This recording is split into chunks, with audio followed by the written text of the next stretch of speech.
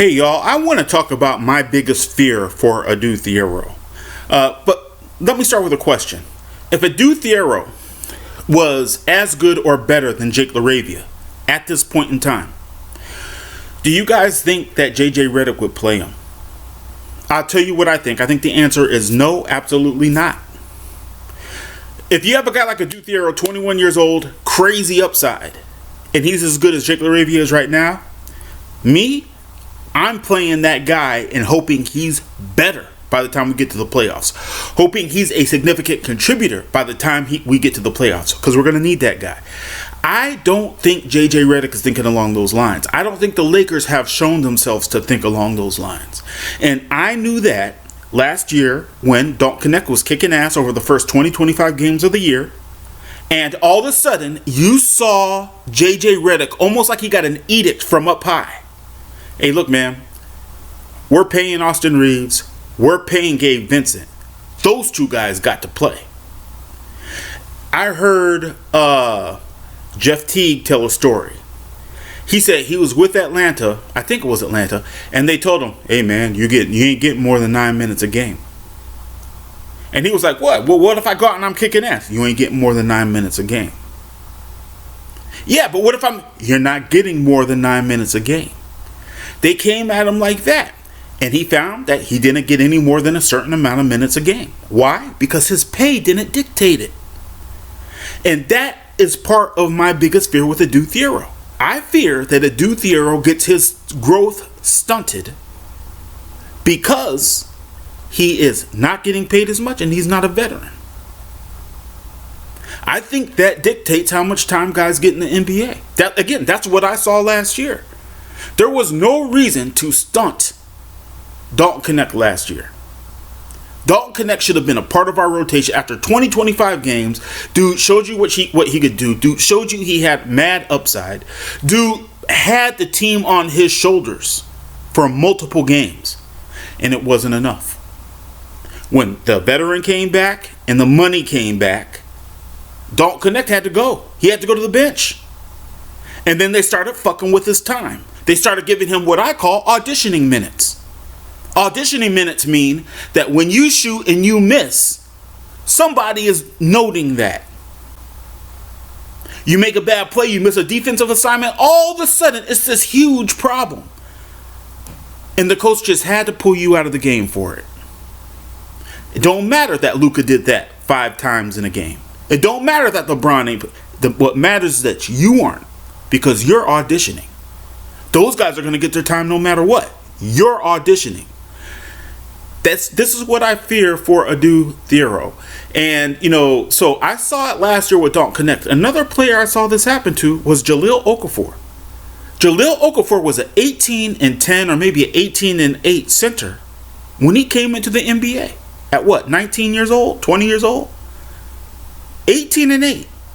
But you know what happened? He came into the NBA during the Golden State run, when every stupid-ass team in the league thought that they could duplicate Steph Curry, Klay Thompson, and Kevin Durant. And that totally killed any opportunity he had of being successful in the NBA. I still think that guy could play basketball right now in the NBA. He had the best back-to-the-basket game I'd seen in many years.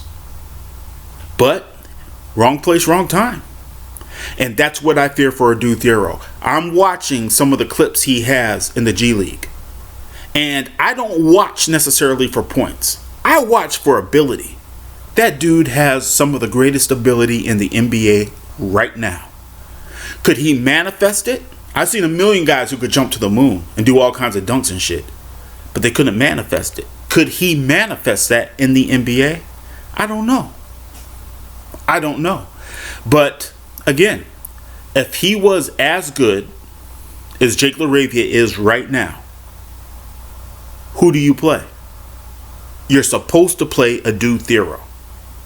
Why? Because Adou Thiero has more upside. Adou Thiero has more talent. You're supposed to play Adou Thiero. Would that happen though? What are the chances that that's the route the Lakers choose to go if they felt Adou Thiero was as good as Jake LaRavia is right now? And I think the chances are relatively thin to small. And with a lot of players, I've seen this before. You got some guys who, when they play, they need to play against better competition and they need to grow, steady grow, better competition, and before you know it, they're there. And then I've seen some guys who they stay at a certain level, right? But think about it like this: if you have a big guy, a guy who's 6'7", and he's 12, where are they going to play him? And when they play him at center, what are you doing for his growth? If he's a fantastic athlete, a fantastic ball handler, right?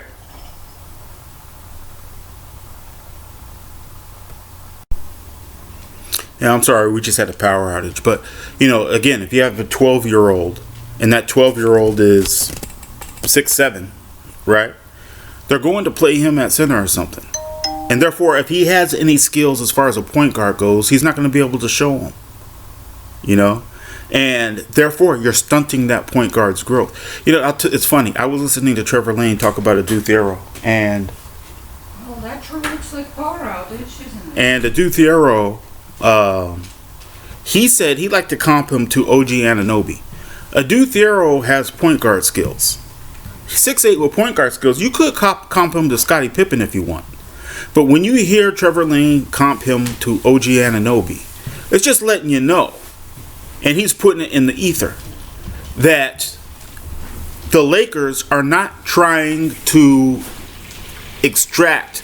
Actually, I'm gonna stick this to Trevor Lane. Trevor Lane is not thinking past seeing an athlete, right? A guy who kind of looks and has the same complexion as OG Anunoby, because that's what people often do. You got a white guy, who are they going to compare him to? Oh, his game is like, they're going to pick another white guy, right? But Adou Thiero, in my opinion, he's Scottie Pippen. He has Pippen-ish style skills. So don't set his ceiling at OG Anunoby when you could set his ceiling at Scottie Pippen. And that's kind of what I fear with Adou Thiero. I think the Lakers, I fear they stunt his growth. I don't fear that he's going to get injured. I don't fear any of that. I fear that they're going to stunt his growth. When he should be playing, they're not going to let him play, right? And where he should be playing, they're not going to let him play there. They're going to be thinking smaller and not bigger. They're going to be thinking, my investment is Gabe Vincent and Jake LaRavia. Those are my big investments. Those are my big money signings, so to speak. And I fear that the Lakers treat Adou Thiero in that way. And many times, when you treat a player as if they are limited, that's often what you get out of that player over time. You stunt their growth. I don't want his growth to be stunted. If he's showing it in the G League, and then he gets in the NBA game, and he looks at least as effective as Jake LaRavia, then give him Jake LaRavia's minutes. And let him grow so that he could be more by the time the year ends. Anyway, y'all, this is Pure Uncut Lakers. Please like and subscribe, and I'll hit you up again later. Sorry about this. This is a power outage, man. I'm using my flashlight light right now. That's all I got. So as bad as the film quality is on this channel to begin with, it's even worse now. Forgive me. All right, y'all, be cool. I'll check you later.